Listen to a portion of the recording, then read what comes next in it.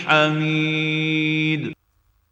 وعد آمادگی بگیری پیش از پیش. یک، چقدر آمادگی بگیریم؟ ما خود نمیتونیم. مملکت های غریب بیچاره نان پیدا نمیتونیم. میتونیم کروزا را جور کنیم، طیارای بی پیلوت جور کنیم، بم اتم جور کنیم. قرآن برات میگه نه، تو را مکلف نکردیم که بم اتم جور کن. مستطاعتم، به اندازه که توان داری. توان هر قدر که توان داری امور آماده کو. بعد از بسپار به الله متعال. با سعی میکنی که تفنگ چقمقی تو در مقابل تانگ روس چقدر کار داد؟ نداد. امروز نمیده. دنیا از نگاه وسایل باید در جهان یک نفر در سر کوم از پیش شور نخوره. اما تا 50 مملکت خیلی پیشرفته با صلاح مدرن و پیشرفته خود آمده در افغانستان یک منطقه را هم تعالی را آرام نتونسته، یک مرجع را در زیر تسلط خود قرار داده نتونستن. حالی بگوید در حالت گریز هستند. قرآن براتون گفته این دستور الله متعال است. از تو طلب نداره با میتم جور کتمن. نه، برات میگه آمادگی بگی. تن پروری نکو، در شکما نزن، آمادگی بگی. از چی چیز آمادگی بگیرم؟ من قوت.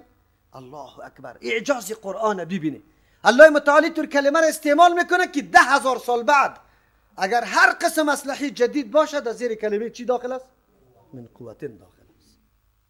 اگر توپ است، اگر تانگ است، اگر طیاره است، اگر بم است، اگر راکت است، هر چیزی که است در زیر قوت داخل است. این میگه اعجاز قرآن. قوت دو قسم است، یکی قوت ظاهری، یکی قوت چی؟ معنوی.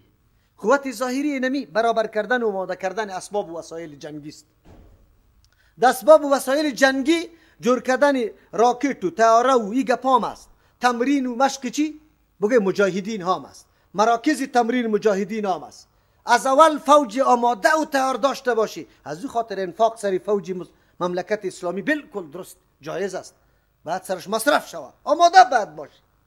قرآن برای گفته و عدو لهم. و هر نوع قوت، این قوت هر کس میدانه، قوت ظاهری را که ما وسایل و اسباب جنگی را داشته باشیم. اما در قرآن کریم اشاره کلمه قوت به می خاطر استعمال کرده که یک قوت معنوی هم باید مسلمان ها داشته باشه.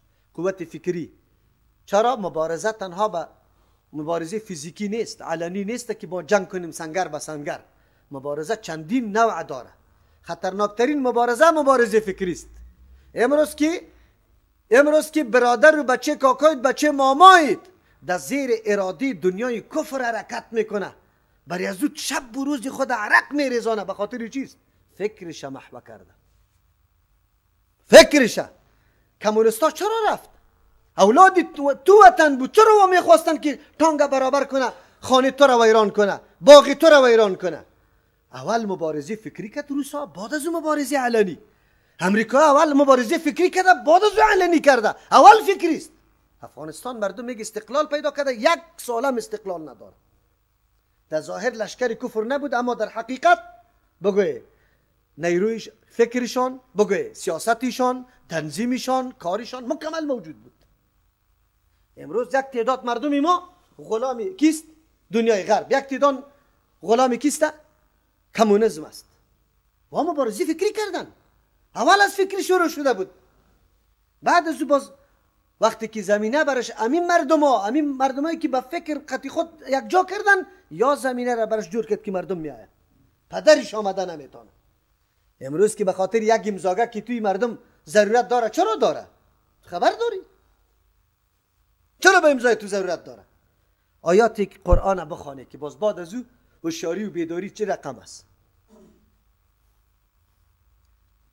جمع میکنه جناب حاجی صاحب، جناب وزیر صاحب، باز در هتل در اورانوس و در بینظیر باز با مجلس میلاد بگی تو را الله باز میبخشه.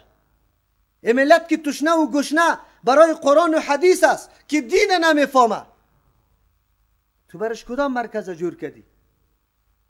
کدام مرکز؟ یتیم تو را فقیر تو را دنیای کفر کودکستان برش جور کرده. چی رقم تربیه میشه؟ ها؟ سبا روز امی یتیم امی کودکستانی در مقابل توی نمینجا جنگ داره و فکری سویت درس داده رویسته، قطعی تو در جنگ میشه. نه، موقع نده.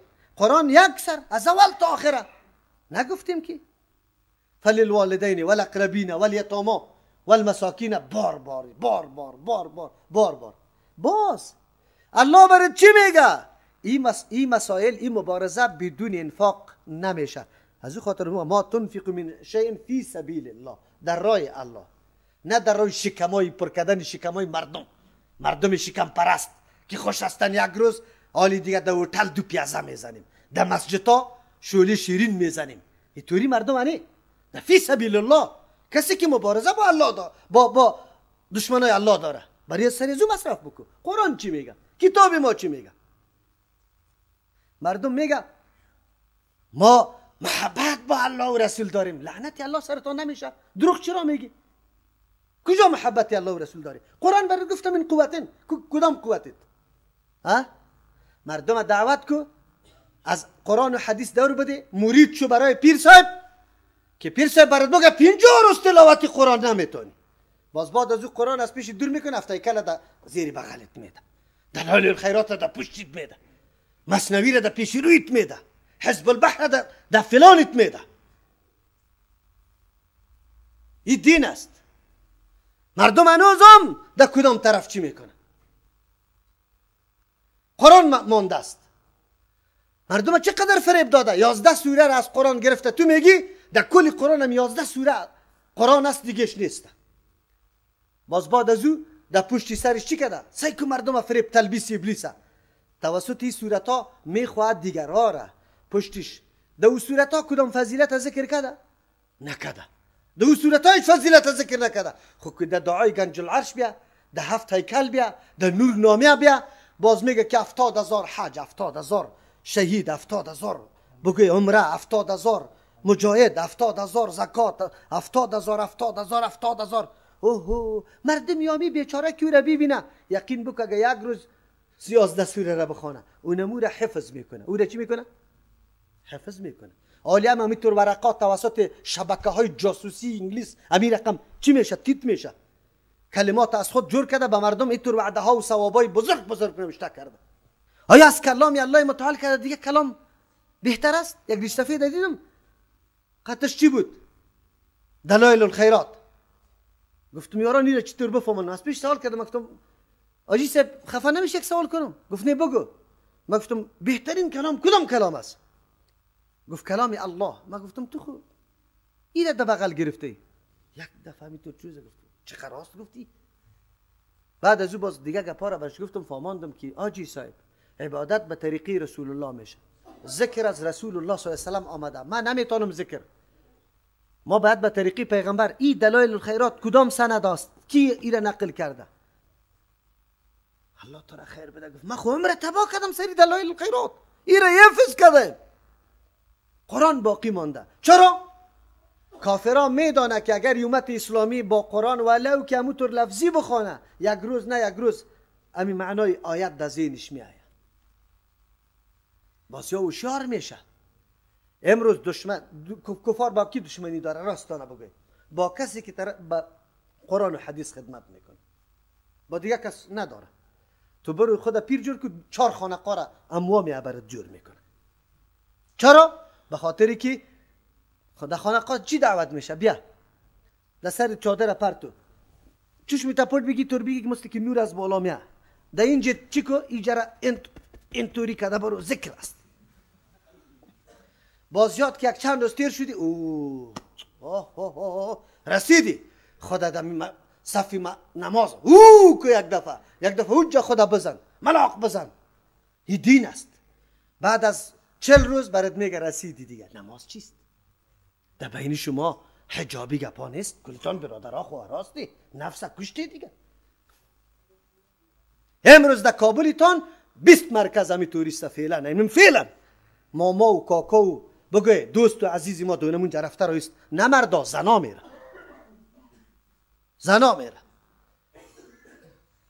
یه مسلمان ها غیر از دشمنی رفع الیدین در پیش گرفته، بزن که نمیزنی. دنیای کفر بی به کدام دسیسه داخل شده، چی کارا کرده رایسته، از کدام قوت کار گرفته ای. زمستان تیر میشه، تو را بالله قسم مولوی صاحب اولادی مردم از مکتب امروز به مکتب است بیرون، یا تشلی بازی میکنه یا قطع بازی میکنه. یا دیگه کار میکنه؟ کدام برنامه زمستانی داری؟ کدام کتابی که اطفال از او یک چیزی یاد بگیره داره؟ در افغانستان تالی را یقین به الله بکنه در مساجد نصاب نیست است. یک قاعده بغدادی را الف زر آب یا پیش گفته خوانده رایست خیر توزیع سر توزیع توسی جیحا این میطور کرده رایستن. 3 ماه زمستان مکمل تیر میشه، اولاد مردم یک دعای پیغمبر را یاد گرفته نمی باشه. ما دل ما در کفیدن میه، این مسئولیت پیش الله نداریم. خواب کرده امیجا مناسب چی برنامه داری؟ مردم بشون برای میلاد گرد کاغذ قلم در دستش در دکاندارا میگردی. او بدبخت بگو ما مدرسه جور کردیم 500 شاگرد داریم، قرآن کریم کار داریم. قرآن کریم برای ما بخواد که ما اونجا درس بدیم. به این خاطر تو چنده کو ما خواه پاکستانه که خوب میگیم، به می خاطر میگیم مردم هوشیار است. چنده به خاطر مدرسه، چنده برای مسجد، چنده برای مدرسه، چنده برای مدرسه. در افغانستان چیز نیست. چنده برای چیز؟ شکم پر کردن. دل آدم کوفت میکنه. قرآن چی میگه ما چی میکنیم؟ این مولایا رو یک کمی لااقل شما زنگ برش بزنه بگویی آیت خوندید قرآن کریم یا نه؟ چی رقم آمادگی بگیریم؟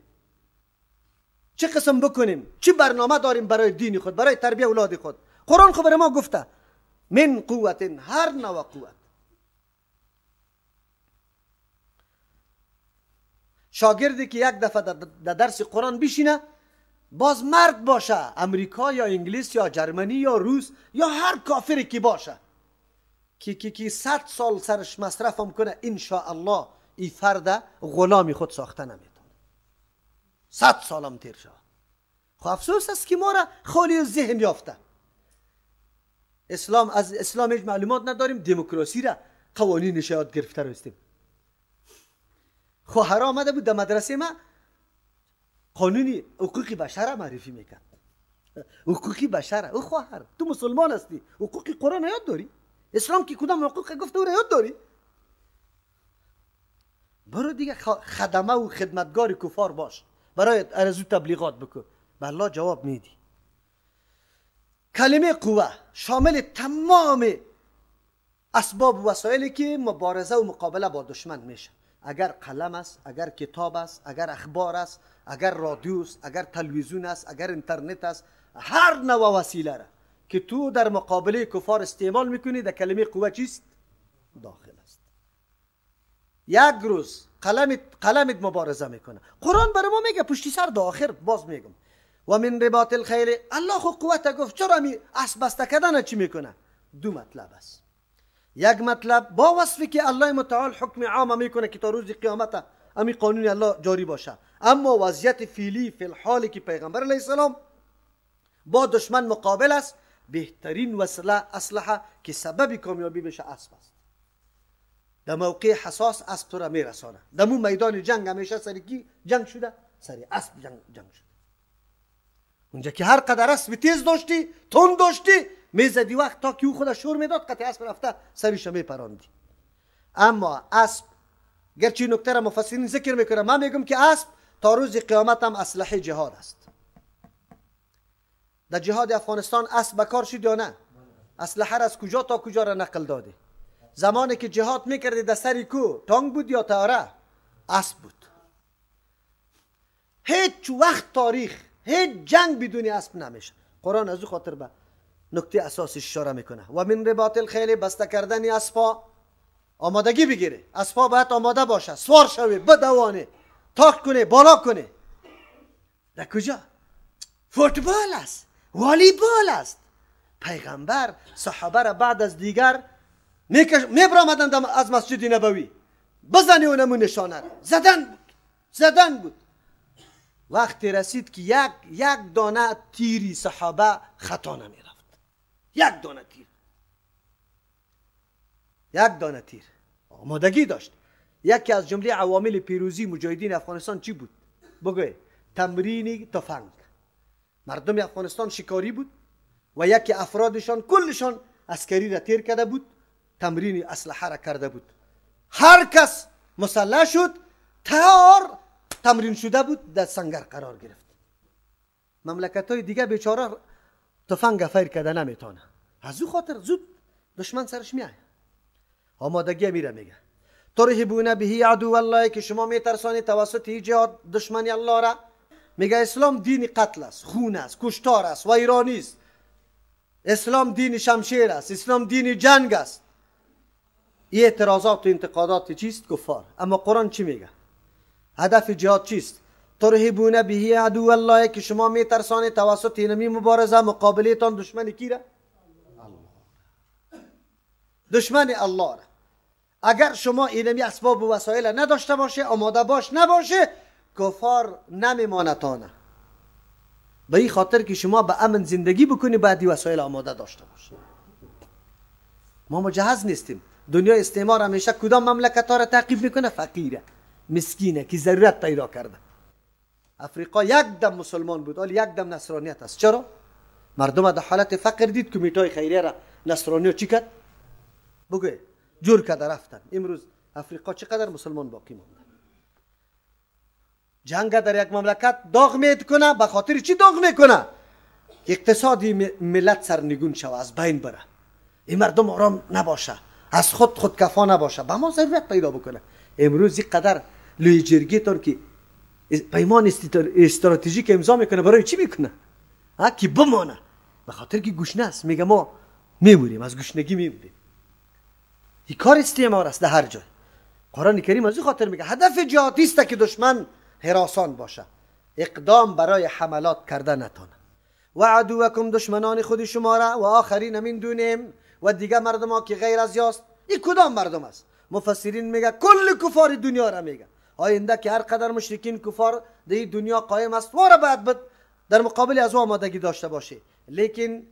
لیکن گاهی طور میشه که انسان فقط متوجه دشمنی خارجی میباشه، دشمنی داخلی را فکر نمیکنه. قرآن کریم میگه نه، آمادگی مجهز داشته باشه که هم دشمنی خارجی ببینه شما را، داخلیم که شما را میبینه که نظم و دیسیپلینتان یا باز جرأت نمیکنه که رابطه خود با خارجی چی کنه؟ پیوست کنه. اگر منافقین مدینه یهود میدانستند که مسلمان ها اینقدر تنومند و زور است، یک راپور هم به کفار نمیداد. اما وای تو فکر میکردن که مسلمان ها یک قوتی پراگنده است، دینمی جنگ کلش از بین میره. از امو خاطر ما باید خدا به کفار چی کنیم؟ یک کمی پیش بسازیم. خدا چاپلوسی را میکردن. الله میگه که نه، آمادگی بگیری. لا تعلمونهم الله یعلمهم. نه، شما نمیدانی. پیغمبر است، علم داره؟ الله میگه نمیدانه. حتی دشمنی که در داخل است ابو را نمیدانی، خب الله میدانه. هیچ مبارزه و هیچ امر مقابله بدون انفاق نمیشه. بدون انفاق نمیشه. این صدای ما که پخش میشه توسط لاسپیکر، این به انفاق ضرورت داره. برق در کابل نیست، جنریتر که آورده شده که در روشنی نشستی، انفاق کار داره. اسلحه که تو در مقابل کفار فیر میکنی، انفاق کار داره. در دست هر کدامتون قرآن کریم، بخاری و مسلم است، انفاق کار داره. کلش انفاق کار داره. از او خاطر هیچ جهاد بدون انفاق. اردویش دو گام، دو پای یک انسان است. زمانی که در هدف میرسی هم جهاد باشه هم انفاق. بدون انفاق نیست. قرآن برای ما میگه و ما تنفقون، چیزی را که شما مصرف میکنی. نمیگه که انفقو. مسلمان ها را ترغیب میکنه که ای مسلمان، موقعش است. آن چیزی را که شما مصرف میکنی، من شیء، اگر هر چیزی کمی باشه. الله اکبر. نگو که 10 روپیه ما چی میشه. نه، 10 روپیه تا بدی، خیلی کم. یک من شیء. من شیء نمیفهمی؟ عام است. مال، علم. بگوی الله اکبر. این قرآن کریم برای ما میگه او تجار، در تجارت انفاق کن. او آینگر، در آینگریت کار کن. انجینر، دکتر، هر کدامتان در مشقتون من شیء انفاق کرده بود. دکتر بیتانه 10 مریضی مسلمان ها را مجاهدین تداوی کنه بدون کدام فیس، بدون کدام عکس دوا. آنگر میتونه برای مجاهدین خب شمشیرها را تیار کنه، چیزایی که برش میاثر است. نجار میتونه برش سنگر درست بکنه. کدام کس است که در جهاد حصه گرفته نمیتونه؟ بالکل کلگیست. یک کسی که قلم در دستش است و میتونه توسط نوشتن مضمونی خود. ناتخانه چقدر کار میکنه؟ ناتخانه خبرداری نه؟ در بین جوانا یک ترانه حماسی را میخوانی، مردم یک دم چی میشه؟ با جذبه میشه. جهاد به اینمی گپا ضرورت داره، به اینمی گپا ضرورت داره. قرآن امیر بر ما میگه من شیء بعد از اون فی سبیل الله، در راه الله. قرآن چقدر دقیق. امین مصرف هم که میکنی بعد هیچ لحاظ و ملاز چیزی دیگر نبار. نگوی که باز مردم برای بگه فلانی خوب کمک کرد، نه، در راه الله. الله اکبر. وقتی که حاجی صاحب برای استاد شد، مولوی صاحب میلاد شریف است، وکیل صاحب هم قطعش است، مولوی صاحب هم قطعش است، بگوی حاجی صاحب هم قطعش است. در جای 200 چند میدم، بازیام که برای اوجه چی میگه؟ فلانی خان 500 داد پیش دیگه کی رفت، به خاطر که او ازی کده بگوی اضافه بده، اضافه بده. مقصد چی است؟ راستی تا بگو. تو را به الله قسم 500 روپیه یک دفعه برای خانیت گوشت گرفتی با یالت که حق داره سرت؟ نه، نگرفته. 500 روپیه در یک خواهرت که در لباس کونه، در حالتی که طفل در بغلش بود، 500 روپیه برش دادی؟ 5 دهی 20 دویی را کشیدی، چی را جدا کردی؟ دویی را جدا کردی. و جناب فی سبیل الله این نقطه را نمایان میسازه. مفت نیست که ما رضامندی الله متعال همونطور به دست بیاریم. یوفی الیکم، پورا مکمل برایتان داده میشه، یا در دنیا غنیمت ها دروازه سرتان باز میشه. یقینا همونطور است. اگر ما به امن باشیم، زراعت های ما آبیاری شود، خودی ما برق جور کنیم، چی نیاز داریم؟ خود به خود از همه نعمت ها ما چی میشیم؟ مالا مال سرفراز میشیم. این از طرف الله متعال است. و انتم لا تظلمون، شما سرتان ظلم کرده نمیشه، قطعا در حقوقتان نقصان نمیاد. یک روپیه، یک کلمه را شما مصرف کنید در تقویت جهاد، در تقویت جهاد الله کم نمیکنه. از امو خاطر در هر مجلس که ششتی گپ از جهاد بزنی. غذای مسلمان چیست؟ جهاد است. سنام اسلام چیست؟ جهاد در راه الله است. و کدام گروپ که شما را ترغیب میداد که نه از جنگ چیزی جور نمیشه، از جنگ بفهمی که یک ریشگکش در یک عوض دیگه او میخوره، در عوض استعمار او میخوره.